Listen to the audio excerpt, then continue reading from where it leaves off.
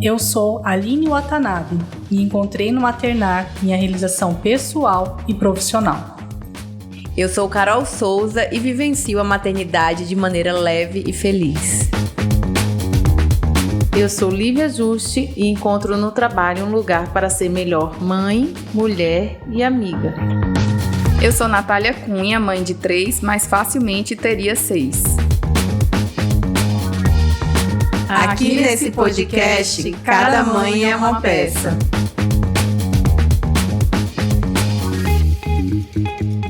Chegou terça-feira, o melhor dia da semana. Toda semana a gente tem episódio novo do nosso podcast Trupe de Mãe. Vocês já aproveitam, se inscrevam no nosso canal porque a nossa campanha de 1.000 inscritos ainda está valendo. E aproveita para baixar os nossos episódios também no Spotify. E hoje a gente quer agradecer em especial os nossos parceiros que acreditam no nosso projeto, que estão com a gente desde o começo, fazendo com que esse programa seja mais especial ainda. Então, muito obrigado à Coach, que nos veste, nos deixa as nossas roupas mais bonitas e mais elegantes. A Doçura, sempre com muito carinho, muito afeto, memória afetiva nessas comidas deliciosas. A Encaixe Versátil, que deixa o nosso programa mais confortável. E a Boticário, que deixa tudo muito mais cheiroso. Obrigada. E hoje nós estamos com uma convidada especial, Edila Santana, make-hair profissional, mamãe do Francisco, do Arthur e de um bebê anjo. E para recebê-la, como sempre, com muito carinho, nós preparamos para você, Edila, um textinho que diz assim: ter um bebê prematuro significa amadurecer também de forma precoce e desfrutar um amor muito mais do que a ter. Seja muito bem-vinda, Edila Santana. Eu adoro os textos de Aline, porque tô doidinha para ouvir o meu. É um prazer estar aqui, gente. Conheço a Carol há muito tempo. As meninas, a Aline eu conheço há pouco tempo. E eu acho muito linda. E dificilmente as pessoas abordam assim o tema mãe, né? Que para mim é o ser humano mais importante que existe, né? E eu queria agradecer de novo de ter sido chamada. Achei lindo ter sido chamada. E contar um pouquinho da minha história. Minha irmã sempre brincou, Edila, sua história é muito bonita. Eu acho que você deveria contar. E aí foi onde surgiu a Carol e eu falei, olha, talvez essa seja a chance. É importante a gente saber, no mundo de hoje, com tanta coisa, o quanto é importante ter fé. E eu só venci por isso, né? Nós, quer dizer. Ninguém imaginou que eu ia começar chorando tão cedo. Mas é porque essa história, ela mexe muito comigo. E eu acho que quando se fala de amor, tudo é sempre muito, muito profundo, né? Então tem horas que eu falo, eu consigo falar de boa, tem horas que eu tô mais sensível e choro. E aí, vida que segue. Mas terminando, que é um prazer estar aqui e contar a minha história também para vocês. Para dar um pouquinho de fé, né? Edila, seja muito bem-vinda. Você já estava na nossa listinha, né, meninas? De convidadas. Inclusive, a gente já havia algum tempo que a gente estava tentando falar com você e você não respondia nossas mensagens. Mas está perdoada. Vida de mãe é assim mesmo, na correria. E dizer que a gente está muito feliz de ter você aqui, que tem muito tempo que a gente não se vê. Eu acho que bem nessa fase aí eu engravidei, tive Maria Antônia, eu acho que foi bem nesse... Acho que engravidamos juntas. Ele tem que idade? Ele tem um pouquinho menos que ela. Naquela fase. A gente tava ali, eu já parecia, tava, né? Já tinha meio que sumido, né? Mas o Willi me falou, né, da sua história e vocês sabem minhas orações. Então, mesmo a gente não se vendo, a gente orou muito por você.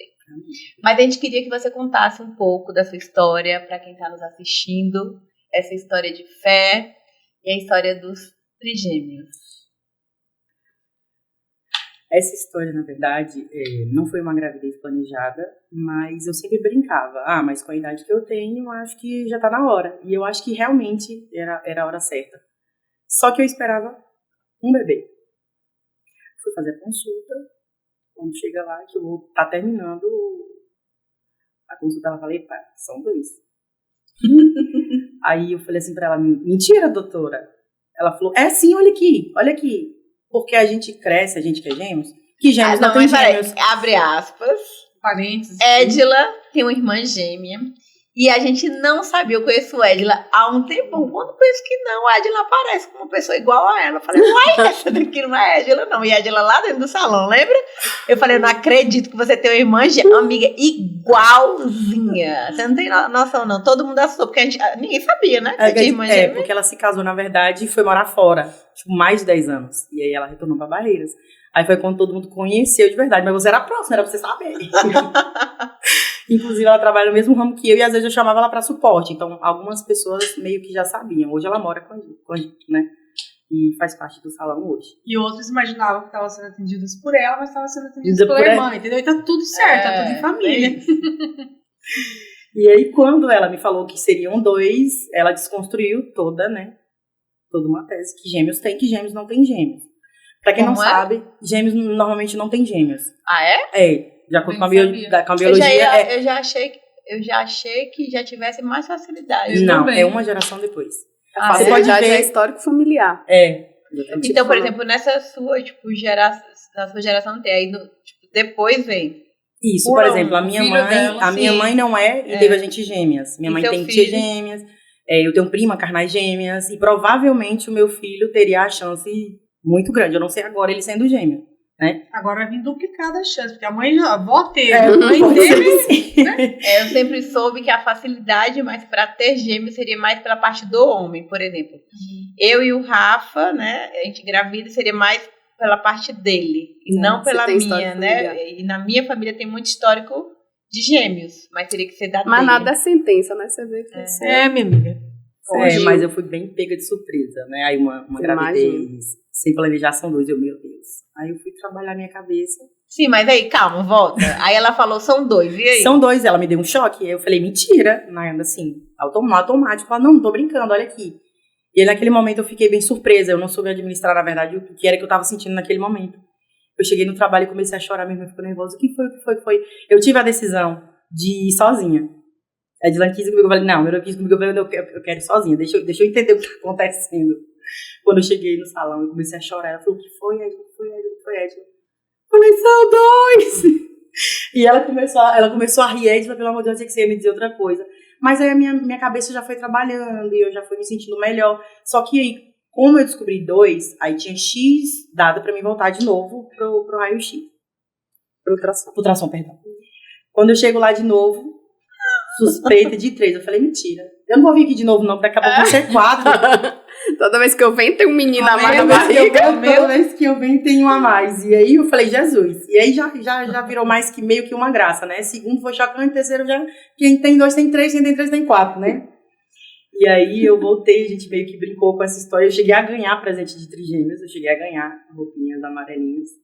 Ela falou assim, olha, Edila, eu preciso que você vá em um médico que tem um aparelho mais moderno, né? Pra gente detalhar melhor isso. Mas você tá conseguindo ver? Uma cabeça aqui, outra cabeça aqui, é como se fosse uma forma de triângulo. Então não tinha como pegar um bebê sendo como o outro. Então ela fez, ó, tá vendo aqui? A Edilane tava na hora. Tá vendo aqui, tá vendo aqui, tá vendo aqui, tá vendo aqui? São 3, tá vendo? E realmente, eu tenho um ultrassom das 3 cabeças. Tá bom. Aí eu entrei em contato com a clínica do médico, ele estaria em viagem. Eu falei, meu Deus, e agora? Eu quero saber. Aí eu lembrei de uma médica que sempre ficou na minha cabeça. Por que não sei? A doutora Karine, que teve até no podcast anterior. Maravilhosa a história dela, por sinal. E aí eu peguei e falei, vou. Eu liguei lá, marquei. E aí eu me lembro que tinha uma vaga para terça-feira. Aí eu falei pra secretária, não, mulher, acha antes aí pra mim. Eu acho que era uma segunda-feira, uma terça. Me antecipa aí, por favor. E eu não entendi porque que eu tinha pedido aquilo. Até porque eu tava num período muito calmo, era tudo muito novo, então... De quantas semanas você tá? Nessa época eu tava com 15 para 16 semanas. E ela falou, pronto, eu consegui uma vaga pra você aqui, Edila, pode vir na quinta-feira. E eu não entendi por que eu tinha pedido aquilo, mas depois na frente eu entendi. Eu sempre falo que todo o meu processo foi guiado por Deus, eu não tenho a menor dúvida disso. A minha família, na verdade, é uma família muito de fé. E mesmo que eu não fosse, com tudo que eu passei, eu teria me tornado. E aí eu cheguei lá na quinta-feira, né, pra ver os 3, a Karine olhou assim, séria, encarava e respirava fundo, e eu falei, eita.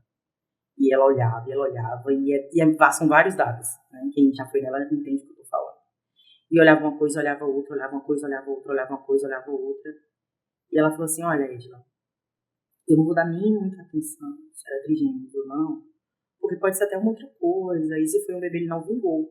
Acho que, se não me engano, ela falou mioma, e aí colocou um aparelho, né, por baixo, que é todo uma aparelhagem. Ela falou, não é mioma não, então pode ser que foi mesmo um bebê, mas eu nem vou levar isso em consideração, porque eu vi uma coisa bem séria. Você vai precisar fazer uma cirurgia. E aí eu, né, aonde que vai ser? É aqui? E ela, não, a cirurgia, eu só confio em uma pessoa, é o Dr. Fábio Peralta, em São Paulo, e eu só confio nele para fazer de cirurgia. Isso eu estava com 16 semanas. Eu preciso que você retorne amanhã, você consegue? Ela fez mais ou menos uma ultrassom de 2 horas. No outro dia, acho que, se eu não me engano, foi 2 horas e meia. E ela me falou assim, porque tem um dado que eu vi aqui, eu tenho que olhar mais detalhadamente amanhã, que era o segundo bebê. Eu não sei se o termo é sem bexiga ou é bexiga vazia, não sei dizer. Em outras palavras, ele estava quase em óbito, que é o Arthur. Só que a gente, com muita informação, com muita coisa na cabeça, eu só queria que vencesse. E eu realmente acreditava que eu teria os dois. Mas eu só descobri bem mais na frente. E ela falou, olha, essa cirurgia, ele é um médico muito bom, só que ele faz cirurgia no Brasil inteiro, eu tenho que dar uma olhada, mas eu acho que eu consigo essa cirurgia pra você pela minha pós-graduação. E aí eu já fiquei logo bem animada, né? Eu já sabia que ela foi um canal de Deus, né? Eu tenho assim, um agradecimento, assim, que eu acho que nem ela mesma tem noção do quanto eu sou agradecida a ela, né? Às vezes a gente não entende, gente, por que eu sou tão boa, né? Só faço boas ações. Olha como Deus foi maravilhoso com ela, né? Olha como tudo aconteceu, a Olivia chegando, né? Então é aí que a gente percebe que a gente é muito amada por Deus. E aí, voltando. Ela falou assim, olha, essa cirurgia é X é assado. Eu falei, nossa, mas eu consigo você pela pós, só que eu não tô conseguindo entrar em contato com a equipe, mas você consegue ir pra lá? Eu falei, consigo, eu tenho uma prima lá, não tem problema, se eu tiver que ir e voltar também não tem problema nenhum, porque aqui não vou sempre.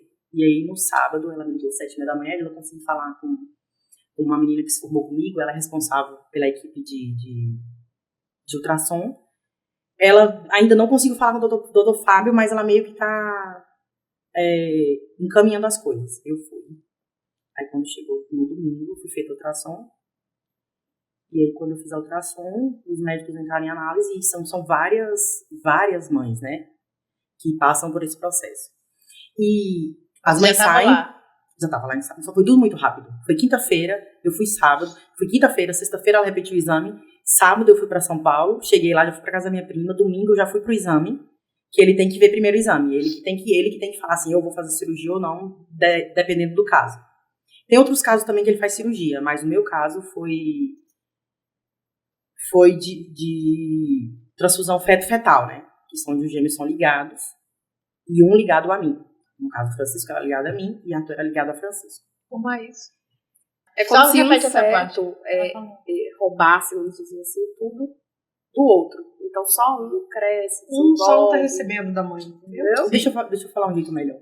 Fran recebia tudo de mim e não dava o suficiente para o irmão. Né? Aí é onde acontece. Onde ele começa a desenvolver menos, onde ele começa a ter menos líquido amniótico. Eu, sinceramente, não sei se existe alguma outra forma, além da cirurgia, que desliga os 2 bebês, né, que é uma veia, que desliga, não existe, né?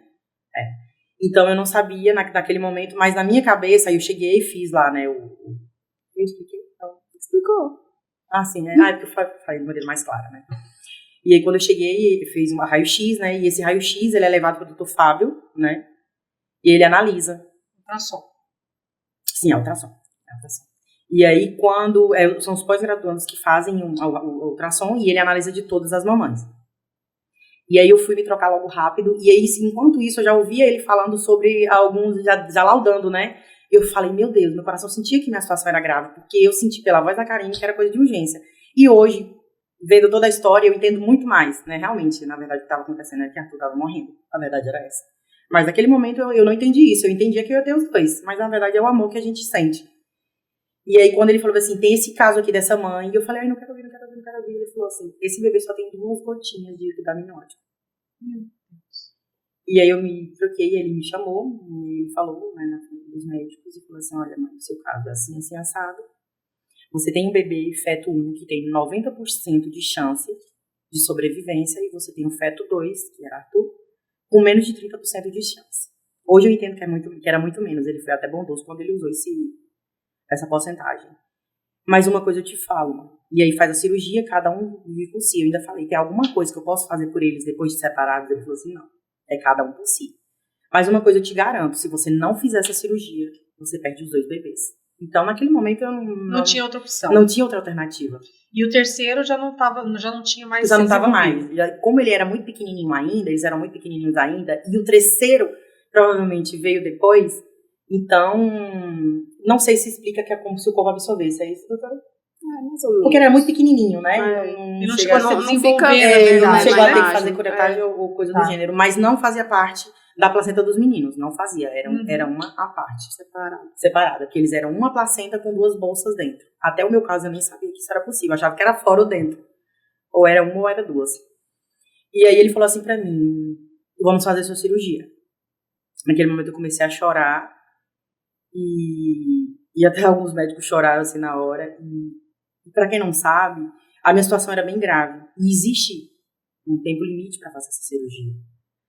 Se eu tivesse mais tempo, eu teria perdido os bebês. Se eu tivesse menos tempo e descobrisse, eu entraria em desespero e não poderia fazer nada. E lembra lá atrás, quando eu falei que eu tinha feito a marcação para ultrassom na terça e de quinta? O doutor Fábio, ele é um médico muito renomado. Muito renomado. Então, assim, eu acho que ele é, se não o mais assim, importante do Brasil, nessa área dele. Ele teria a pós-graduação justamente nesse final de semana que eu pedi para adiar. Eu sempre falo, gente, acredito em intuição de mãe. Eu nem sei por que eu pedi para passar da terça para quinta. Porque 3 filhos e 2 filhos. Dado certo. E aí, ela falou assim, eu nem sei quando que ele faz, não sei nem se é anual, não sei se é semestral. Era uma situação que se eu tivesse que ligar para ele, para fazer agendamento, e fazer de uma outra forma, não teria tempo. Então, a única forma era essa, e Deus abriu esse caminho, usou a Karine. Depois eu fui entender por que eu sempre tinha a Karine na minha cabeça. E aí ele falou assim pra mim, não foi pra isso que você veio aqui? Quando eu comecei a chorar, não foi pra isso que você veio aqui, a gente vai fazer sua cirurgia amanhã. Amanhã, que no caso era segunda-feira, tinha a data limite da cirurgia, ele não faz menos que 18 semanas. Segunda-feira daria 18 semanas em um dia. Eu não tinha mais tempo. Hoje eu entendo. Mas, Edila, o que aconteceria se você não fizesse a cirurgia? Um bebê é interligado ao outro.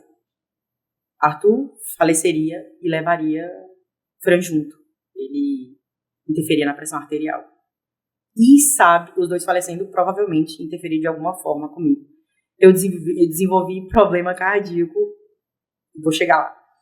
Aí, chegando na segunda-feira, me preparei. Eles, super gentis comigo. Ia no quarto, avisou tudo pra mim, pro meu companheiro. Avisou tudo muito claro. Você assinou uma papelada, né? Eu já sabia que se acontecesse de um falecer e outro não, retira da barriga, ele fica lá dentro, né? Então, eu já sabia de todo o processo. Eu chego na sala de cirurgia, grávida não pode receber, né, anestesia. Então, foi local, foi do lado do meu umbigo. Era uma cirurgia laser, os bebês eram muito pequenos. Se eu não me engano, Arthur tinha 100 e poucas gramas. E Francisco um pouquinho mais. E aí, ela foi avisada, a barriga vai diminuir, o líquido amniótico vai sair, mas não tem problema, depois volta. Eu fui esclarecida de tudo, eles foram maravilhosos. E eu senti furando, eu senti o líquido amniótico derramando, a cirurgia demorou exatamente 19 minutos. Só 19 minutos. Ele é muito, tudo bem, mãe. Tem que ser tudo muito preciso, né? É tudo muito preciso. Ele já deve ter feito também. E ele falou assim, mãe, você não se mexe. Na época eu tava com crise de tosse. A gente tem aqui quantos graus em Barreiras e eu vou pra São Paulo com uma sensação térmica de 10, 11. Então, assim, e eu tava em crise de tosse, eu falei, meu Deus, me abençoe.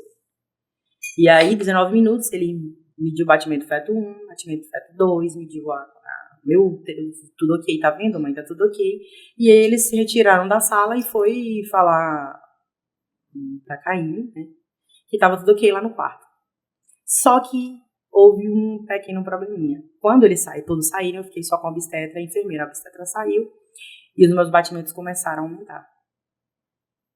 Eu vi a enfermeira saindo, olhou para um painel bem grande na minha frente, e saiu correndo e voltou. Quando eu olhei para a obstetra, eu fiquei desse tamanho. Eu falei, tem alguma coisa séria. Meu batimento foi para 160, 165, 170, e parecia que ia cair. Quando eu olho, 186. Ela olhou assim pra mim, Edila, você tem algum problema cardíaco? Eu falei, não que eu saiba. Você vai infartar agora, eu vou te levar pra UTI. Eu simplesmente dei pressão 20/10 e 186 batimentos cardíacos até onde eu olhei.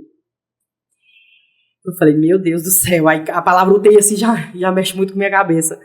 E eu falei, e agora minha mãe? Foi a primeira pessoa que eu pensei. Minha mãe vai pensar que aconteceu alguma coisa. Imagina, ela sabe que é uma cirurgia simples, teoricamente simples. E eu saí pra UTI, socorro. Eu falei pro Maquinho, deixa eu falar com minha mãe. Aí você já ficou mais nervosa ainda, né? Fiquei mais nervosa por causa da minha mãe. E não foi nem de eu ter que ir pra UTI. Porque na minha cabeça eu entendi que lá eu teria suporte pra mim não ficar pior, né? E aí, sendo que na verdade não tem exatamente esse controle, né? E aí quando eu liguei pra minha mãe, liguei via vídeo, ela virou assim pra mim e falou, eu sabia que depois da cirurgia tu ia pra UTI. Olha. Sem você falar? Não!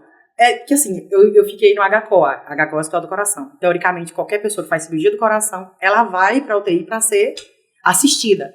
Então, não sei se ela já sabia disso, eu já tinha contado, ou se ele contou pra ela, mas eu não iria pra UTI. Eu iria pro quarto e depois eu iria embora.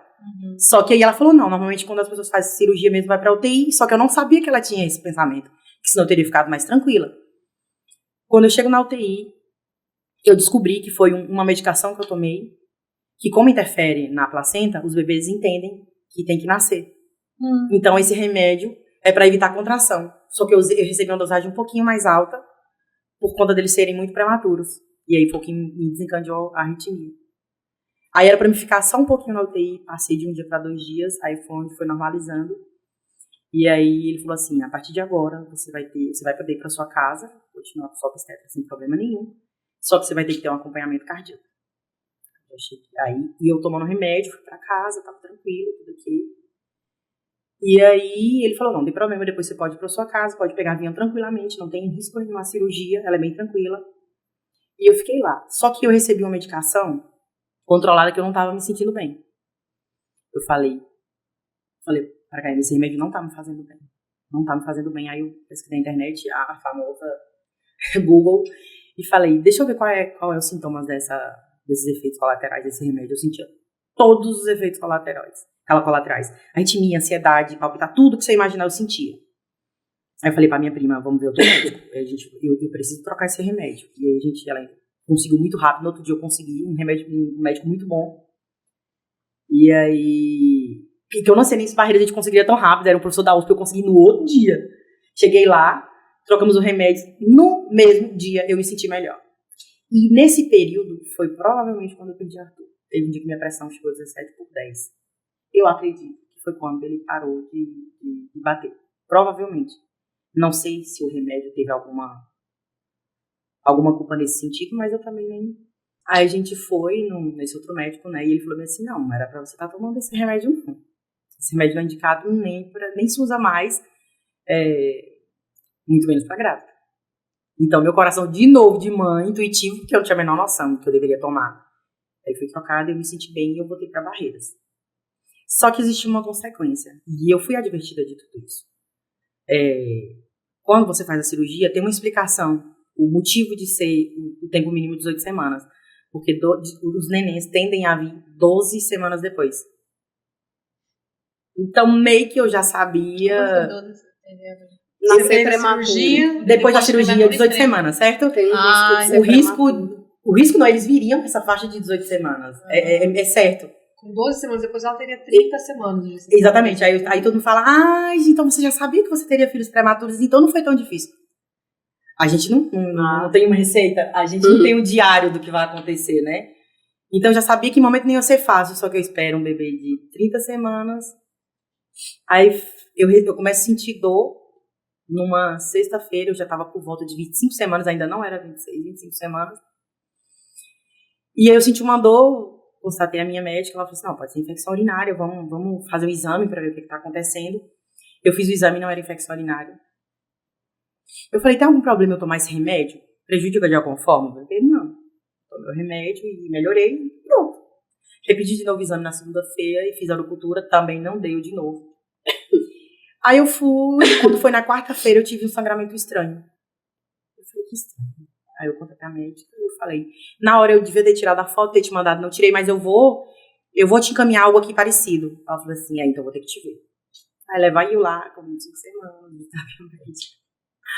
Quando eu olho no aparelho de ultrassom, só vi os pezinhos de fora. É impressionante, ele era muito agitado, precisava nem comer chocolate, né? Pra fazer a ultrassom. Aí quando ela olhou assim, ela ficou assim, respirando fundo. Aí eu falei, o que foi, doutora? Ela falou, tem que te encaminhar pra cá.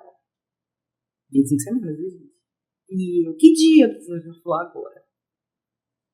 O bebê já passou da parte toda do útero. Ele falta agora só estourar a bolsa pra nascer. Aí eu falei, e o remédio do pulmão? Minha maior preocupação sempre foi o pulmão. Ela falou assim, não, você vai sair daqui, não vai nem descer do carro, você vai receber a vacina.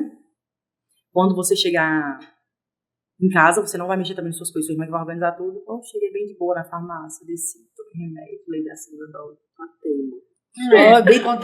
Mas realmente eu não tava me sentindo mal. E aí fui pra casa de Lani. Minha irmã chegou e falou assim, e aí? Eu falei, tô indo pra cá. Ela falou assim, fazer o que lá? Ganhar franja. Ela, o quê?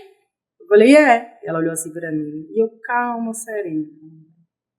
Não sei com que calma que Deus deu, mas esse período eu fiquei muito calma. Acho que ainda já me encaminhando pro que ainda vinha. Você tá achando que aconteceu muita coisa? Espera pra frente. E aí, eu calma, fui pra HO. E aí eu cheguei na triagem, né? E o médico me recebeu. Fez um toque, né? Que na verdade não era nem pra fazer, que a médica tinha dito que só faltava, mas eu acho que ele não acreditou muito, acho que olhou pra minha cara e falou assim, essa aqui com dilatação 4, mentira. Eu tinha cara de fresca. E ele me encaminhou pra CPN, gente, lá desesperador. Acho que no dia só deu grávida. Tinha uma mulher que gritava, falava, Jesus, eu vou gritar desse jeito. Quando eu ficar com dilatação, mesmo não tô sentindo nada, será que eu vou gritar desse jeito? Gente, era de arrepiar, surreal. Realmente, ela tá com dilatação 4, vou me encaminhar ela pra CPN, e eu tenho que comentar para vocês que essa aula me surpreendeu muito, de maneira positiva. De estrutura, para médico, para tudo. Eu chego lá, e a todo momento vinha uma pessoa e media os batimentos dos nenéns, não, né? Que eu já até então não tinha mais Arthur. Né? E aí vinha ouvir os batimentos porque como ele tinha quase para nascer, eu acredito que os batimentos cardíacos, deixa a doutora Natália, né, se eu não estiver errada, me corrigir, porque teria que constatar que ele não estava em sofrimento, né? E aí era de hora em hora, literalmente de hora em hora. Tinha uns até que eram bem gentis, que quando eu acordava eu tava com um aparelhinho na minha barriga, bem gentis assim. Aí chegou a médica, eu falei, olha, Edila, vamos analisar seu caso, tal, conversou comigo bastante, eu falei no remédio, conversou, né, e tal. E aí falou assim pra mim, olha, a gente pode fazer o seguinte, o líquido amniótico tá ok, a gente tirar o ultrassom, tá todos os dados ok, a gente pode, então, tentar esperar um pouquinho. E eu achei ótima a ideia, né? Porque lá eu fiquei sabendo informação, elas brincavam que um dia dentro da barriga era menos 3 dias na UTI. Então, pra mim, eu como mãe, eu queria que ele ficasse ali o máximo possível. Se eu em movimento e eu andando, ele não nasceu, então eu acreditava que eu deitada, ele ia ficar... Mas tava tentando normal? Não, nesse caso... Segurar o bebê na barriga. Não, amiga, nesse caso Porque quanto mais ela conseguisse ficar com ele na barriga, mas não evoluindo pro parto, melhor pro bebê ficar dentro da barriga. Sofrimento, né? Desde que não esteja em sofrimento. Tanto que era dos batimentos hora em hora. E aí a gente fala assim, a gente pode esperar um pouquinho então. Ela falava. Então eu achei a ideia maravilhosa. Só que no outro dia eu tomei café, a enfermeira chegou assim pra mim, Edila, você tomou café? Eu falei, tomei. Ixi, não era pra você ter tomado. Você tá marcada pra parto cesárea. E quando ela me falou aquilo ali, meu coração começou a palpitar. Eu falei, não vai tirar meu filho, não. O primeiro pensamento meu foi esse. Eu falei, tem vaga na UTI? As vezes tinha olhado até tal hora, não tinha. Tinha vaga na UTI? Até tal hora tinha olhado, não tinha. Eu falei, por que tem que tirar se tá tudo ok? Aí teve uma médica que tava em plantão junto com esse médico, que foi a meu favor. Eu falei assim, mas não tem por que tirar a criança se tá tudo ok? Eu não entendi, assim, só voltando. Se a sua médica pediu pra você ir, que você tinha que ir pra HO, que você tinha que, tipo, ter o neném naquele momento, por que quando você chegou lá, ficou segurando o neném, sendo que você foi pra consulta e precisava ganhar? Porque a dilatação só estava em 4 centímetros. Só estava em 4 centímetros. Teoricamente... Mas é isso que eu não entendo. Por assim, mas não ia ser normal, ia ser cesárea. O que ia mudar a dilatação? Não necessariamente é cesariana. Deixa eu te explicar. Teoricamente, eu estava ganhando o Fran. A verdade era essa. Ele desceu a parte do útero e já estava próximo do canal vaginal. Só faltava rasgar. a placenta, ele nascia. Então, assim, teoricamente, quando a médica ela me indicou pra lá, seria pra que ele tivesse suporte de UTI, neonatal. Não que eu ganharia parto normal, parto cesáreo. Teoricamente, seria normal, já que ele estava quase pra nascer e eu já estava em processo de dilatação. Ela não imaginaria que demoraria horas, ou 1 dia, 2 dias, 3 dias, como foi o que aconteceu. Nesses casos de bebê muito pequeno, muito sensíveis, é indicado parto cesáreo. Porque na passagem ele pode ficar em sofrimento e vir a óbito. Então, por isso que no outro dia estava agendado para parto cesáreo. Entendeu? Mas é bom você perguntar, porque às vezes a gente acha que é lógico, né? Que na verdade eu vivi, então eu acho lógico. E aí quando a médica chega, fala, então vamos fazer o seguinte, vamos então deixar a Edila, teve um caso aqui em Barreiras, que a menina esperou um pouco também na enfermaria, só que a prematuridade dele era bem menor. Era 30 e poucas semanas, era uma situação bem menos de risco. Eu acho que ela ficou mais de 20 dias. Então eu lembrei disso e falei, eu também posso ficar. E aí eu fui pra enfermaria, só que não sabia de nada. Eu cheguei, esperei, senti uma dor na nuca e pedi uma medicação e as minhas demoraram. Mas logo vieram. E quando foi mais ou menos 11h30 da noite, eu comecei a sentir a mesma dor que eu senti quarta e a mesma dor que eu senti sexta-feira passada. Eu falei, mas aqui vai ser uma dor e vai parar. Caí do meu lado, calada, eu fiquei. Eu levantava, andava, voltava, deitava. Quando deitava, vinha apontada. Eu levantava. Aí eu falei, peraí. Comecei a olhar no relógio, estava de meia hora a contração. Só que de novo meu pensamento. Deu sexta, deu quarta e parou sexta. Agora também que vai parar. Sexta-feira agora também vai parar. E ele vai continuar na minha barriga. Meu pensamento era esse. Só que a dor não parava, a dor só aumentava. E agora minha preocupação agora com a pressão. Cheguei lá no setor das enfermeiras e falei, afere aqui minha pressão. Ela, o que você tem? Falei, tô sentindo dor. Ela, dor aonde? Aí eu falei na região da pedra da barriga. Ela, cadê sua fralda? Eu falei, eu tirei, eu vou colocar outra. E aí, quando ia dor aumentando. Eu segurei de 11h30 a 3h30 da manhã pra falar pra elas. E aí, aumentando. 11h30 da noite? 11h30 da noite a 3h30 da manhã. E eu andava no meio corredor do HO e todo mundo ficava me olhando, o pessoal fazendo a limpeza. Eu falava, essa grávida tá doida. E eu andava porque a única hora que eu sentia menos dor é quando eu tava em movimento, andando. E aí, pensou que a dor apertou, foi quando eu perguntei na minha pressão, quando eu entro pro quarto. E a médica veio dar uma medicação, porque eu disse que eu tava sentindo muita dor, eu comecei a chorar. Quando caí, me abriu os olhos e me viu chorando. O que tá acontecendo? Eu nunca te vi chorando. O que foi que aconteceu? Eu não conseguia nem responder, porque parece que doía até de eu respirar.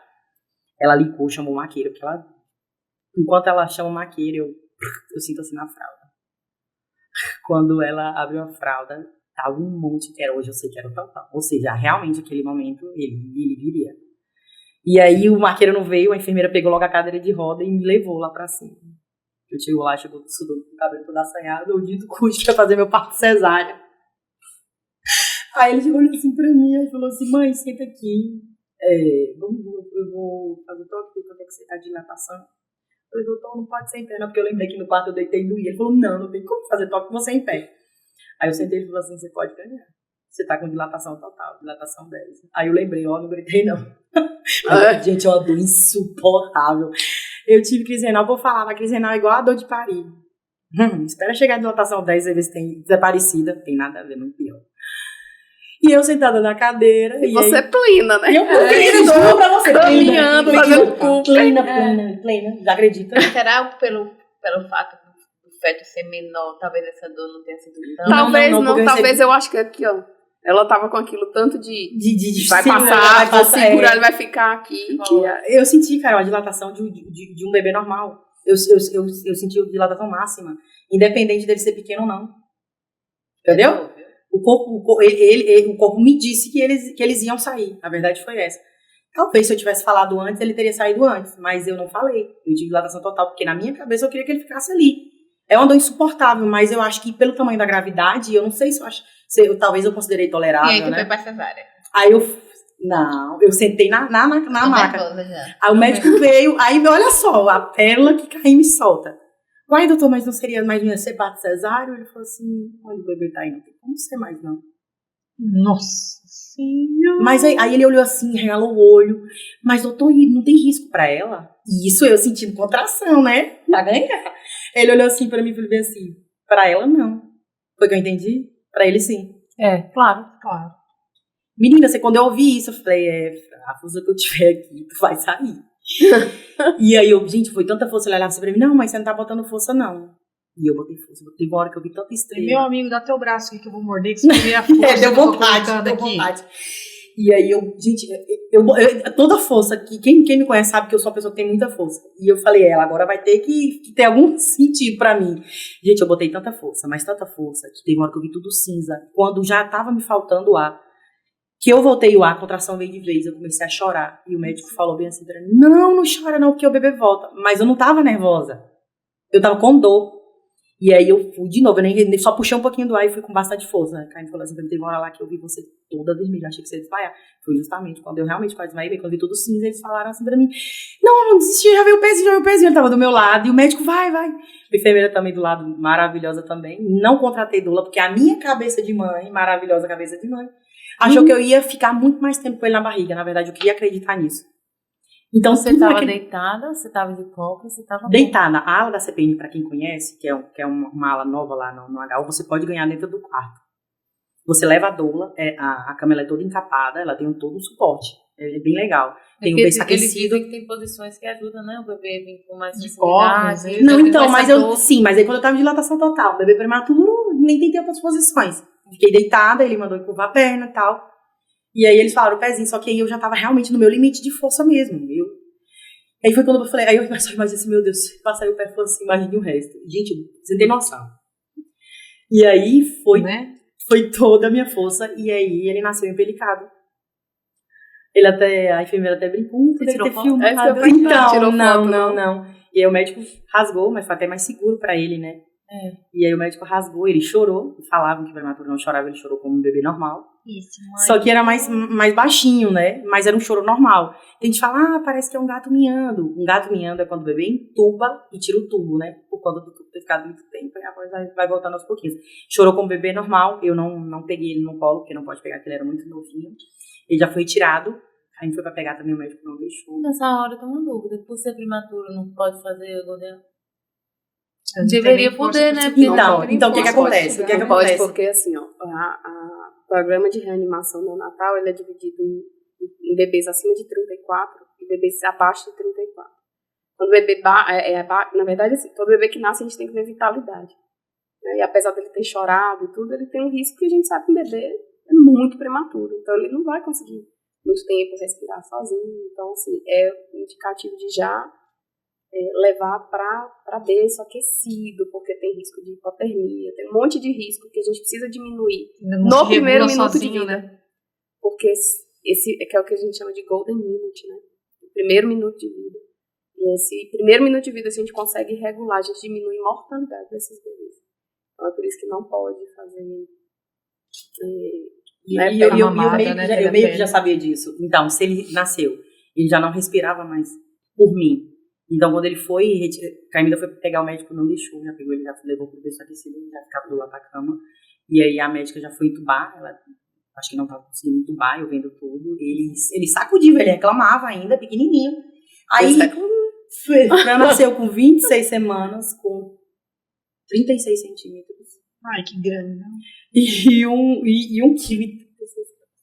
E quando eu vi ele daquele tamaninho assim, uma coisa é você ver uma régua, eu via lá na ultrassom da doutora Karine, eu não achava que era pequeno, mas agora ele pega 30 centímetros em curva. Quando eu vi ele, quando eu ganhei ele, que eu olhei assim, eu falei, meu Jesus. Naquele momento, eu falei, Jesus, abençoe meu filho para ele vencer, porque era muito menor do que eu imaginava. Quando o médico rasgou a bolsa, logo eu vi outra bolsa. Eu me lembro a imagem claramente dos dedinhos dele, mas eu não fiquei olhando muito, porque eu sofri muito no dia que eu descobri que ele estava ausente depois do retorno da cirurgia. Então, eu não olhei muito, tanto que eu nem consegui levar ele para casa. Porque como ele estava dentro da barriga há muito tempo, dentro da bolsa dele, provavelmente, né, já estava macerado. Aí ele falou, o médico disse, olha, mas você não vai levar o bebê, porque ele é tido como da parte da placenta. Ele ficou muitas semanas em óbito. E aí ele foi expelido junto. Foi expelido junto, porque os dois eram uma placenta e cada um tinha uma bolsa. Tanto que eu te falei a questão lá, né, que ele já nasceu com uma bactéria, que falaram que foi que eu tinha infecção urinária. Eu falei, infecção urinária eu não tinha. Que foi onde veio a questão de não ter sido aquele outro processo. E aí, ele já entrou com antibiótico, com 26 semanas. E aí veio o doutor Fabrício, a médica não conseguiu entubar, veio entubou. Qual é a sensação de ver seu filho nascer e não poder pegar o seu filho no primeiro momento? Porque eu acho que a gente sonha. É horrível. que a gente sonha logo que vai pra Pior ter bebê é sentir, né? Eu não peguei nenhum dos dois. Como, Lembrando disso agora. Não peguei nenhum dos dois. Na verdade, eu acho que pelo fato de eu saber que ele viria prematuro, que eu saberia que ele precisaria de suporte respiratório, eu não olhei para esse lado. Então, em todo esse processo, eu olhava, eu cogitava a minha mente com processos para o sofrimento ser menor. Então, eu não pensei assim, ai meu Deus, eu não peguei meu filho. Eu pensei o que ele precisa urgentemente ir pro aparelho, porque eu preciso que ele vença. Então, assim, na minha cabeça, tudo na minha vida, eu sempre projetei a minha mente para acreditar naquilo, para ficar menos difícil. Então, eu poderia olhar e falar assim, meu Deus, eu não peguei meu filho, e começar a chorar. Ele poderia também não estar ali. Só que ele poderia não estar ali. Ele poderia não sobreviver, ficar nos meus braços. Então, naquele momento, eu pensei nele, eu não pensei nem em mim. E a mãe, ela é assim.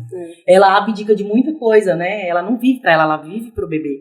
Então, naquele momento, eu queria que realmente pegasse e entubasse logo. Fazer o que tem que ser feito. Fazer o que tinha que né? ser feito. Aí o doutor Fabrício entubou ele rapidão e falou assim, mãe, meia-noite, não tinha vaga nem na UTI nem na CMTI, era 4h50 da manhã quando eu ganhei Fran. E ele falou assim, ó, mãe, então levando o seu filho, porque acabou de surgir uma vaga na CMUTI. E eu falei, gente, tinha que ser Deus de novo. E ali eu fui tomado por uma paz muito grande. Só que não sabia eu que ali começava o processo bem mais pesado. Por quê? Aí eu chego no outro dia, fui de cadeira de rodas, que até então não estava andando e tal. E eu olho pra ele e comecei a chorar. Porque ele era muito pequenininho. As enfermeiras ficaram assim pra mim, acho que teve uma UTI, não era pra mim estar chorando. Gente, eu chorava tanto que eu falava, meu Deus, ele é muito pequeno, ele é muito pequeno. Passava pela sua cabeça de que ele não sobreviveria? Não. Em algum momento? Não, quando o doutor Fabrício falou assim pra mim, eu surgiu uma vaga na CMUTI, ele falou assim, na minha cabeça, eu tô dando vida ao seu filho. O meu pensamento foi esse. Eu achei que ele ia ficar lá entubadinho, que ele tava recebendo suporte respiratório, ia desenvolver os membros, e eu ia levar pra casa. O meu pensamento naquele momento era esse. Não via a questão de infecção hospitalar, né? Infecções por conta da prematuridade de todos os órgãos. Ele era muito novo. Ele não era prematuro, só prematuro. Ele era prematuro extremo. E aí eu chego no outro dia, eu fui, né? A hora que você volta pra casa e tal. E ele fica lá na CMUTI. Quando eu chego no outro dia pra visitar ele na CMUTI, ele não tava. Eu olho pro berço dele, ele não tava. Gente, mas me deu um sentimento tão ruim. A médica já olhou assim, a enfermeira já olhou assim pra mim, calma, mãe. Ela já sabe, ela né? já olhou assim, quando eu olhei assim, eu fiquei, já sou branca, né? Fiquei assim, pálida, ela olhou assim, calma, mãe. Seu filho foi encaminhado pra UTI. Não que a UTI é melhor que a CMUTI, mas lá, pela questão de todo o processo que ele nasceu, lá é o indicado pra ele estar. Aí, todos os dias, às 17 às 18 horas, a gente tem boletim do que aconteceu nas últimas 24 horas. Foi quando ele me falou que ele já nasceu com a bactéria e tal. E, inclusive, no laudo tá que eu tive infecção urinária, só que eu já tinha feito exame, não tinha tido, enfim. Aí o médico falou, a outra possibilidade é ele estar em contato com outro bebê e o líquido amniótico, né, ter prejudicado ele de alguma forma. Aí o Fran já entrou com um antibiótico na minha cabeça, eu nem sabia que bebê tão novo tomava antibiótico. E aí foi o processo da UTI e ele ficou entubado 2 meses. O processo dele todo na HO durou exatamente 87 dias. E as pessoas me perguntavam assim, e aí, Edila, quando ele vai sair? Quando ele vai sair? Eu falava, gente, eu não tô pensando nem semana que vem, mês que vem, eu pensava dessa maneira. Graças a Deus vencemos mais um dia, graças a Deus vencemos mais um dia. Porque a descrição mais correta de uma UTI é montanha-russa. Um dia tava bem, um dia tava ruim. Um dia tava bem, um dia tava ruim. E além de todo o processo que você estava passando com seu filho, você conhecia outras mães, você conhecia outros bebês, lá tinham 10 bebês. Eram óbitos, eram sofrimentos, era tanta coisa. E aí, Fran termina esse ciclo. E Fran era furado todo dia. Porque realmente não tem outra maneira de você saber como que um prematuro Eles tá. precisam saber, né? Fran tinha que colocar PIC. PIC é um acesso que você tem que vai ao coração, o bebê recebe medicação pelo coração. E aí esse PIC depois tem que ser trocado. Esse PIC também pode ser acesso depois de 21 dias para proliferação de bactéria. Aí fura toda hora e eu falava, meu Deus do céu, meu Deus do céu. Aí eu parei de novo, trabalhei com a minha cabeça e falei, calma, essa é a única maneira de ver internamente como o Fran tá. Então veja isso como uma forma positiva. Pronto. Até hoje, a vacina, eu funciono dessa maneira. Tem dia que dói um pouquinho mais, quando ela é bem reativa, eu fico com muita pena, quando fica vermelhinha, catombo e tal, mas eu olho pra vacina de uma maneira diferente. Eu vejo algumas mães chorando assim de maneira... E eu falo bem assim, aí eu até falo, até uma pessoa que estiver muito próxima de mim, eu já estiver conversando, eu converso com ela e falo assim, fica assim, não. Isso é pro bem do seu filho, né? Tento falar de alguma forma. Tinha uma mãe lá, que toda coisa que acontecia, a bebê dela era um pouquinho menor que Fran, porque chegou depois de Fran, e ela me perguntava tudo. Então, o que eu tinha tido experiência com Fran, eu falava pra ela. Tipo, quando o neném vai desenvolvendo, o tubo que coloca pra respirar, ele vai mudando o diâmetro, de acordo, né, com a criança vai crescendo. Aí ela, vai trocar o tubo da minha filha. Ela começava a chorar. Eu falei, calma. Tá vendo aqui meu dedo? Tá vendo aqui o outro dedo? Aqui é o tubo. Vai passar o ar. Então não vai ajudar a sua filha. Então tem que aumentar o tubo. É só isso. Ah, tá, Edila. Pronto, eu ficava calma. Então, assim, eu não tinha nem força nenhuma ainda. Eu tentava ajudar outras mães. Nesse processo você conseguiu, não vou dizer, não conseguiu aumentar porque ele era muito pequenininho, mas chegou a ter descido do leite, aquele processo todo por conta de ter sido uma via de parto normal? Ou por conta do estresse todo que você vivenciou, isso não aconteceu? E isso faz uma pergunta até bem, eu até tinha me esquecido disso. Quando eu cheguei para visitar ele, você veio dar leite, eu tomei um susto. Porque eu tinha ouvido a informação de que eu não poderia estimular, porque o estímulo dos seios poderia também trazer eles virem mais rápido, né, doutora? Não sei se é verdade. É mito. É mito? Mentira. Na verdade, porque não precisa. Isso de preparar a mama, de estimular a mama, isso é obsoleto, a gente não faz mais isso. Né? Mas isso não quer dizer eu que falo no sentido de ser um prematuro, né? Porque teoricamente o corpo não estaria pronto para... Ou não? Pra ninguém. Pra ninguém. Não tá pronto, né? E aí, então, pra ninguém, exatamente. Conclusão, acreditei no mito e não estimulei. E Mas aí... não precisa Mas estimular, é isso, independente não de tem ser que prematuro ou estimular ser normal, não Mas aí precisa. foi onde vai a questão, não sei se foi pelo estresse, não veio. Só que eu comecei a estimular. E aí veio. Depois que nasceu, né? Depois que nasceu. O que é estimular pra você? Estimular mesmo, aqueles movimentos. Fazer tipo um movimento Movimento de ordenha. de ordenha. Movimento meio de ordenha. Mas você acha, Natália, como pediatra, que é pelo estímulo ou pelo psicológico e a conexão que ela tem com o filho? As duas coisas, porque o estímulo não é só um movimento. O movimento é um dos estímulos. A sucção é um dos estímulos, o toque é um dos estímulos. Mas tem mulher que jorra leite de sentir um cheiro, de ver uma foto. Então, quando a gente, por exemplo, precisa aumentar a produção, é uma das coisas que a gente faz. Olha Vídeo, foto, cheira, vê vídeo, cheira. Eu, por exemplo, eu conto porque a isso. gente acabou de falar agora que não existe estimulação, né? Que é um mito. Então, Não, se ela... esse Mas funcionou. na gestação. Funcionou. Mas depois, porque assim, ela foi interrompido, né? O processo fisiológico Exatamente, de preparação, nesse sentido, de mama, de produção de leite foi interrompido. Precocemente, porque nasceu antes. Mas, por exemplo, você hoje não amamenta mais. Mas se você conseguir começar a ter um estímulo, por exemplo, uma ordenha, olhar para Bernardo, você pode voltar a produzir. Entendeu? Nossa, isso eu não sabia. É por isso que a gente consegue, mães adotivas, às vezes conseguem amamentar com esse tipo de estímulo, entendeu? E aí, pra mim, funcionou. E aí, ele muito pequenininho, ele começou a receber o meu leite. E é de acordo com o tamanho. E aí, ele tinha sondinha, né, colocava, era muito pequenininho. E aí, com média de uns 10, 12 dias, mais ou menos, ele recebendo, que na época era o colostro, né. Eu ia mais ou menos uma média de 5, 6 vezes. A mãe lá na UTI, né, ela tem acesso livre. Se de noite eu quiser entrar na entrada tradicional, não tem, mas aí você pode ir pela triagem. Se eu sonhei, quero ir lá 2 horas da manhã, 1 hora da manhã, eu vou. Eu acho isso muito legal lá. Em outros lugares não tem esse acesso livre. E eu chego, quando eu olho dieta zero. Eu já dei um susto. Quando o bebê ele recebe o leite, quando ele vai receber o próximo leite, na próxima hora, eles puxam a seringa, a sonda, para ver a questão do gastro, né? E aí voltou verdinho. Quando voltou verde, ele fica com um saquinho na lateral. E aí ele começa a receber chamado nutrição neoparenteral. É uma combinação de aminoácidos, né? Que cada bebê tem separado. Ela vem de Goiânia, vem todo dia de avião. Tanto que no dia que chovia não tinha. Quando chovia eu falava, ai meu Deus, o Fran não vai ganhar hoje. Eu falava. Ele recebia vitaminas com soro, enfim. E aí quando eu vi aquilo ali eu levei um susto. Aí vem logo o boletim. Não estava inteiro com leite. Eu e minha curiosidade Google. De novo. Então, assim, às vezes até elas comentavam que a mãe menos esclarecida, ela sofre muito menos. A ignorância é uma bênção.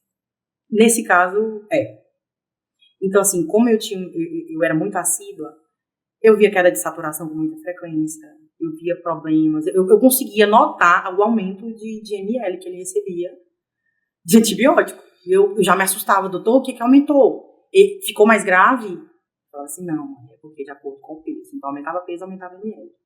E aí, quando a enterocolite eu vou lá, pesquiso e vejo cinza com a barrinha bem grande, que poderia necrosar, aquilo ali me pegou de jeito. E aí eu fui orando a Deus, pedindo força, no outro dia de novo, Fran, dieta zero, de novo dieta zero. E aí quando completava ciclo de antibiótico, nada, mãe, vamos com mais um. Começou a ferir, o corpinho dele que era muito forte, o antibiótico. E aí, o que gera sofrimento, e aí eu já conseguia trocar ele, então eu tinha mais acesso a isso. E aí, aí a gente colocava o algodão, né, que normalmente era na região do bumbumzinho dele. Mas não tinha como, porque ele não vai deixar de fazer xixi e deixar de fazer cocô. Então a ferida ela ia piorando. Eu falava, Jesus amado, esse antibiótico não pode demorar. E aí ele melhorava e eu entrava com leite de novo. Tirava o leite de novo. Eu tive que fazer dieta zero leite mesmo, porque não é a da lactose, é diferente. Tudo que contém leite eu tive que tirar. Porque a dúvida era a prematuridade dele, dos órgãos dele, ou se era problema com o meu leite. Hoje eu sei que era prematuridade, porque todos os leites que ele recebeu até a doutora Natália foi prova, todos que ele trocou, não teve nenhum problema, mas nenhum problema.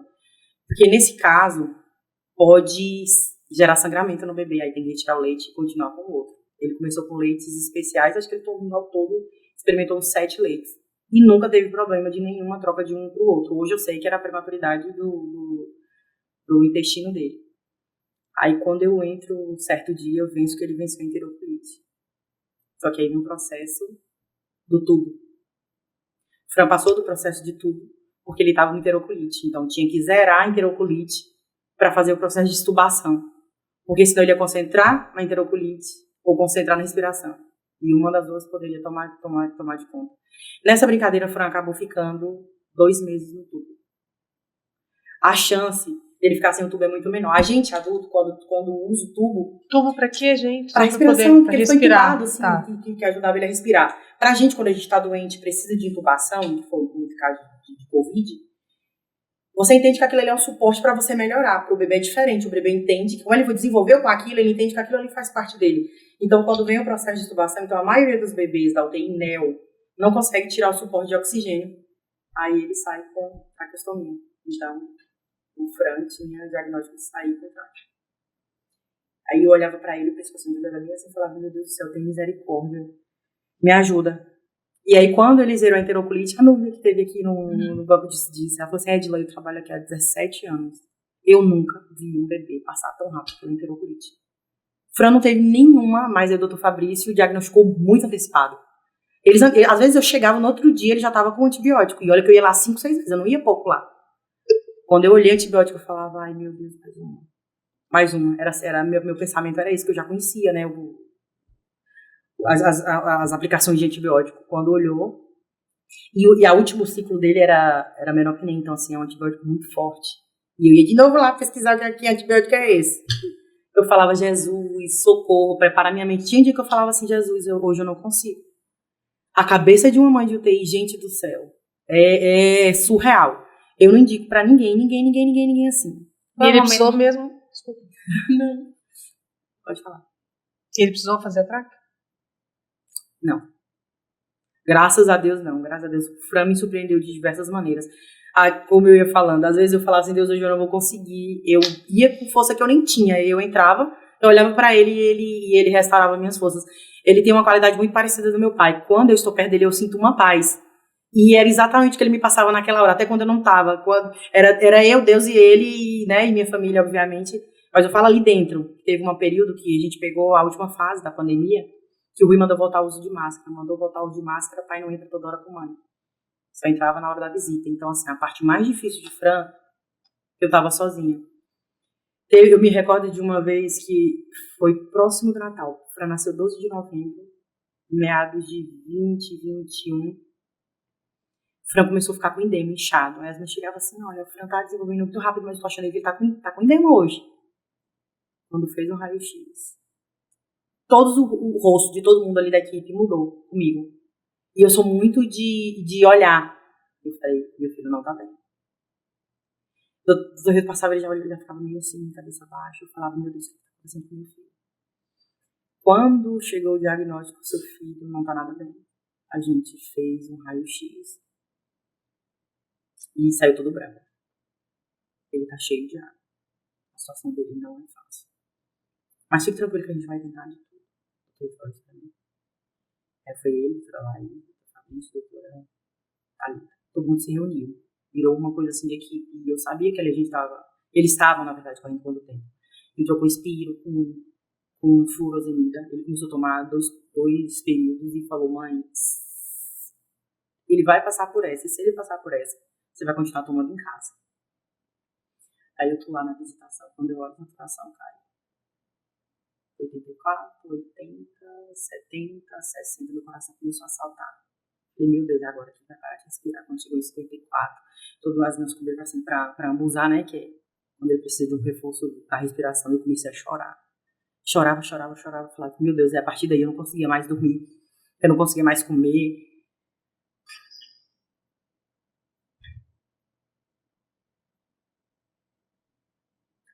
Aí eu me lembro que eu cheguei em casa, 3 horas da manhã, eu tava sem sono. E eu falava, meu Deus, como é que tá meu filho agora?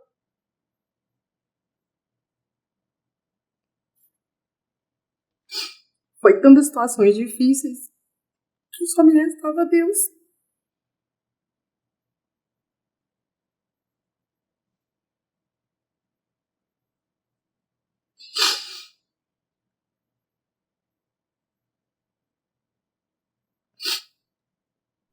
Eu lembro que tinha uma técnica que ela falava assim, Edila, confia, ele tá bem. Ela me mandava foto. Era quando eu conseguia dormir. Aí levar eu de novo no outro dia. Nisso, intercalando com atendimento no salão. Como Deus sabe. Eu voltava pra HO, depois vinha de novo. Voltava pra HO, depois vinha de novo. Aí quando eu olhava, com batimento 232, eu falei, Senhor, socorro, me dá força. Que todo dia era uma coisa. Todo dia era uma coisa. E aí Fran começou a melhorar. A saturação de 5,4 foi para 70, depois eu vi 8,4, depois voltar para 90, eu falava, graças a Deus, meu filho tá reagindo, começou a ficar mais limpinho. Parou, era horário de dar alimentação para as crianças. E todas as mães pararam assim pra mim. Naquele momento, ela tinha dito pra mim, seu filho tá morrendo. Aí eu falei assim, meu Deus, será que foi meu coração de mãe que me enganou? Eu cheguei em casa, eu chorava desesperadamente, minha mãe falava assim, calma, Edila, se Deus te guiou aqui, ele vai fazer o melhor por você e pro Fran, calma. E eu chorava desesperada, mãe, eu já vi várias conversas desse tipo, eu já vi. E eu não conseguia parar, eu queria ir ver meu filho e não conseguia entrar na HO. Eu falava, meu Deus, e agora? Eu saí desesperada, e enquanto eu seguia no corredor, eu falei assim pra Jesus. Há 10 anos atrás, exatamente há 10 anos atrás, eu perdi um Francisco. Eu não aceito perder outro. E naquele momento, eu recebi um conforto e veio uma frase de um hino na minha cabeça. Você não precisa entender. Você só tem que confiar. Meu coração foi tomado por uma calma. E a partir daquele dia, tudo foi pra frente. Hoje, quando eu olho assim pra Fran, eu olho os vídeos de tudo que aconteceu, de detalhes até que eu lembro de contar aqui pra vocês. Eu agradeço tanto a Deus. Eu abraço, beijo.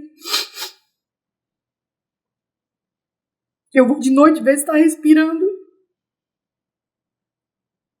Eu falo, amor, por você eu faria tudo de novo.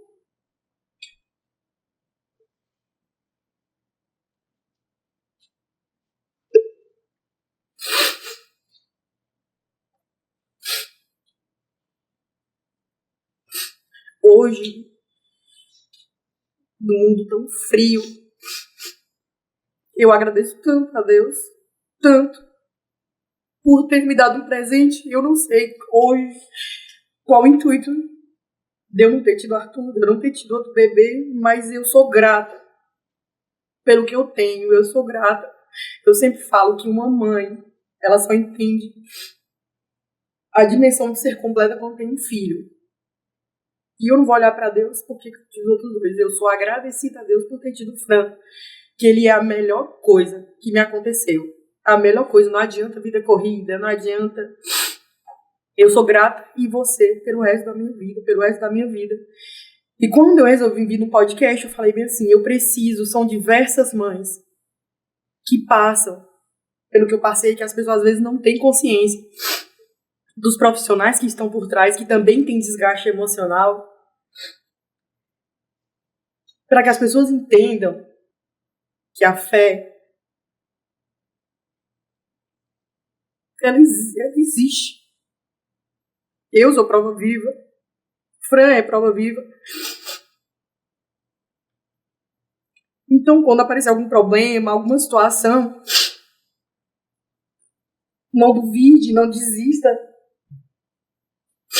Quem é mãe sabe mais ou menos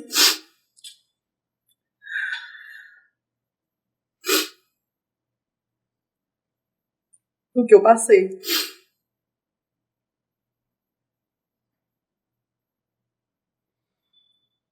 Você falou, eu não aceito perder um outro Francisco. Por que o nome Francisco? Quem foi esse Francisco que você perdeu? Francisco é o meu pai, que há exatamente 10 anos atrás, é uma outra história muito forte para mim, porque ele fez tratamento em Salvador, e eu e a minha mãe saímos aqui de Barreiras, eu estava trabalhando e falei, olha, eu vou acompanhar meu pai. Meu pai é, sabe aquele ser humano que você gosta de estar perto, que é um profissional maravilhoso. Não sou de falar de fé, especificamente, assim, quando eu falo de religião. Ele era um evangélico exemplar, ele era um pai exemplar, e ele, mesmo que ele não fosse meu pai, ele ainda seria o homem mais maravilhoso. E o meu pai, a gente descobriu, ele já estava no estágio terminal já. É uma história que mexe muito comigo, eu acho que eu vou ficar o podcast todo chorando. E as coisas mais difíceis no processo da doença do meu pai, eu tive que conversar com ele. Meu pai sempre foi extremamente independente. Foi eu que conversei com ele para ele não levantar mais da cama para poupar força. Mas naquele momento eu sabia que não tinha mais jeito. A gente descobriu fase 4. Ele já tinha sintomas da A, faltavam só sintomas da B. E ele tinha uma fé.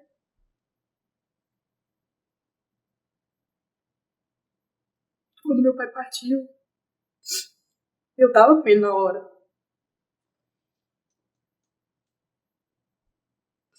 Então, foram 2 situações muito difíceis, por isso que reportar, porque estava uma situação quase morte. Foi quando eu tive que ter uma conversa direta com Deus. Onde eu já passei por aquele sofrimento e que eu não queria passar de novo. E você escolheu o nome em homenagem a seu pai para um dos filhos, e foi justamente o filho que vai sobreviver. Eu sempre quis eternizar a memória do meu pai, e é incrível como ele tem várias características do meu pai, várias. Às vezes ele tá certa coisa, olha assim, fala, Edilane, olha como tá parecendo com o pai. E ela, Edilane, nunca tinha notado isso. A minha mãe fala, tipo, formato de corpo, jeito, leveza, graça. Eu fico olhando assim, a inteligência, meu pai era uma pessoa muito inteligente. Tem coisa que eu nem ensinei pra Fran, assim, coisas básicas. Depois que eu nem ensinei pra ele. Tipo, canudo, essas coisas, pegar talher, eu não ensinei, ele fez sozinho. E aí Fran, graças a Deus, é um menino forte hoje, ele tem 1 ano e 9 meses, né, cronológico. O Marco Motor fez tudo certinho, ele já saiu da HO com pedido pra acompanhamento de fisioterapia. Ele saiu com 2 meses da HO. Ele saiu com 40 semanas, ele ficou com 87 dias, teoricamente, quando ele teria que sair da minha barriga. Não consegui dar o peito pelo processo desse processo do Natal, eu parei de estimular e fiquei muito nervosa. Foi quando o leite literalmente secou. E aí era uma forma, ela que faz a liberação da mamadeira. Eu não queria. Todo mundo lá tinha ela como um pouco Caxias, porque todo mundo queria, e o processo de ir pra casa era só depois da mamadeira. E eu não queria a mamadeira.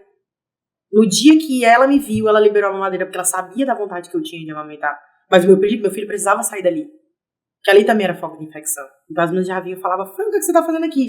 Olhava pra mim, mãe, não me entenda errado, não é que eu quero que vocês vão embora, não. Eu falei, não, gente, eu entendo. E aí eu saí de lá e ela me mandou uma mamadeira, eu comprei uma mamadeira específica que sai bem gotinha de leite, porque eu ainda tinha intenção de dar o peito, mas acabou que não deu. Aí o Fran tinha problema de sucção, ele teve problema de refluxo. Eu tinha que ficar em torno mais ou menos de 1h30 com ele no colo, para que ele não botasse para fora e não aspirasse. Eu morria de medo de acontecer alguma coisa desse gênero. E aí o processo foi de paciência. Eu tinha medo de ir para casa, porque lá ele tinha todos os batimentos medidos, né? Todos os... Não dá palavra, gente. Monitorado. Ele era todo monitorado, né? Eu falei até assim pra uma... A gente tem esse medo mesmo, né? A gente fica muito tempo no hospital, quando volta, você fala assim, e agora? Aí eu falei, como é que eu vou se acontecer alguma coisa, quem que vai me socorrer? Porque lá tinha todo maquinário. Você não, você é médico, você não consegue entender. Não funciona pra gente, né, Nath? Aí, mas eu acho que até assim, médica também é mãe, né, Natália? A coisa que eu mais quero é ser só mãe, gente. É o pior, porque daí ela já sabe de tudo e pode acontecer. Acho que é igual a ignorância, gente fala a questão né? da informação, né? E o pior é que eu sabia de tudo. Eu procurava saber de tudo, a verdade. Não, o pior é fez isso. uma pós-graduação. Não, gente, o mais engraçado Fez uma pós-graduação. Sabe o que acontecia, Natália? Mas depois eu entendi, o meu processo de ser tão detalhado lá dentro é para que fora eu tivesse alguns entendimentos. Eu vou te contar o que aconteceu em junho, mas deixa eu voltar a concluir essa história. Então, na verdade, ser mãe de prematuro é um processo de paciência. Então, eu tinha medo de sair de lá. Eu falei para uma técnica, eu falei assim, olha, eu vou comprar para me ver os batimentos dele. Vou comprar para ele. Ela falou, mãe, não faz isso, você vai surtar. E quando eu cheguei em casa, foi mais natural do que eu imaginava. Eu não sei se era intuição de mãe, eu não sei se foi Deus que me preparou de verdade. Então, quando ia para acontecer alguma coisa, eu meio que sentia. Em junho desse ano, ele teve uma gripe, estava tranquilo. Quando ele foi dormir, eu vi uma dificuldade para respirar que estava quase me dando sufocamento. Eu falei, não tá bem. Eu liguei para a pediatra dele, não conseguia. Quando eu corri pro Dr. Eric, que é o pneu, consegui. Não tinha vaga também. Eu falava, gente, por favor, ele tá sibilando, que era para ele tentar pedir. Quando a menina correu lá... Infelizmente, nesse tempo. Infelizmente. Aí ela correu e falou pra ele, não, falou, nossa, pode vir aqui de noite. E ela escutou, ele sempre me deu parabéns. Porque eu não sei, eu acho que deve ser que eu tô fazendo direitinho, né? E ele chegou e falou assim, ainda bem que você conhece seu filho, viu, mãe? Com mais alguns dias ele teria pneumonia. E ele tava bem. Ele sempre comeu, ele comia menos, mas ele nunca deixou de comer. Então, assim, certos termos, eu não sei se mãe, se Deus abençoa, só pode ser. A intuição para você ser ligada, a entender que aquilo ali vai... Mas eu sinto muito medo de acontecer alguma coisa e eu não conseguir enxergar. Mas eu acho que isso é um medo de toda mãe, né? Infelizmente, a gente não tem controle de tudo. Mas eu peço sempre orientação a Deus. Dele ter me ajudado até agora e continuar me ajudando até... E você pensa em ter mais filhos? Eu sabia que eu perguntei a vida. Foi bem traumático eu senti. Foi bem... em todos os sentidos, né? Foi o processo da barriga, foi o processo de nascimento, mas eu já penso. Eu queria que ele tivesse um irmão ou irmã. Porque eu sou gêmea, eu sei a diferença. Já pensando, já é um grande começo. Já entra no time da Carol Souza. Então, eu acho que ninguém merece ser sozinho. Eu acho que é muito difícil. Eu gosto de ter, né? De vez em quando a gente, né, pensa que faca, mas não que a irmã é assim. Né? Eu acho que... vai, continua. Não, concluí. Acho que esse podcast merecia 3 episódios, né? Mas eu acho que tem tem história. É história, né? Porque as pessoas falam assim, a Angela teve um tem que filho ter a parte prematuro. 2. Mas, e olha, tem muitos detalhes que eu não contei. É muita coisa, foi muita coisa que eu passei. Nós passamos. Nossa diretora tá ali, tempo esgotado, temos que finalizar, né? Temos 5 minutos. Mas é que, como você é uma telespectadora assídua do Trupe de Mãe, você sabe que no final de cada episódio a gente tem a nossa rapidinha, né? Depois que a gente... Eu defendo a causa, que depois que a gente é mãe é só rapidinha, né, Natália? Então é uma brincadeira que a gente faz. A gente fala uma palavra e você responde com uma outra palavra, certo? Começa, Tia Lívia. Escutei. Provação. Um cheiro. Hã? O cheiro dele quando acorda. Ah, tá. Eu falei Fran. Eu não te entendi. Falei Fran, o cheiro amo dele quando cheiro. acorda. Francisco. Tudo. Quando se fala do meu pai, quando se fala dele. Os dois. Tudo que eu tenho como imagem de homem. Tudo. Então, eu ia falar Francisco Pai, você já respondeu. Eu sei que era só uma palavra, mas não me contive. Não, futuro. Nossa.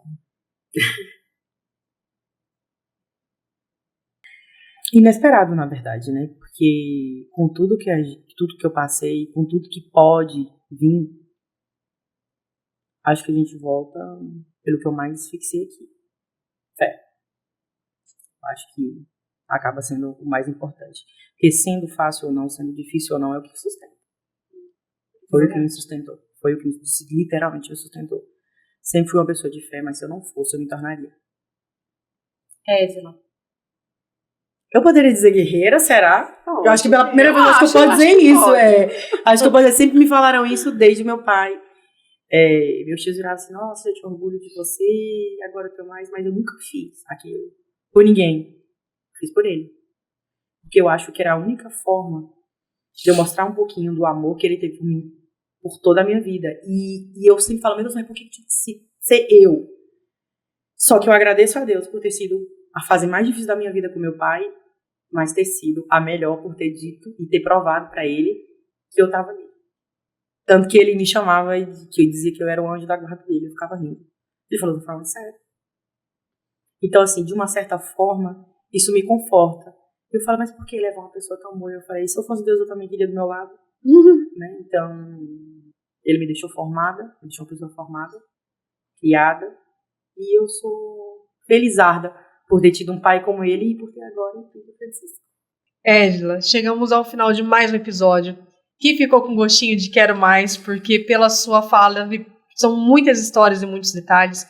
A gente que passou uma temporada na UTI neonatal com os pitiquinhos, a gente entende quando você diz que é uma montanha-russa, porque é.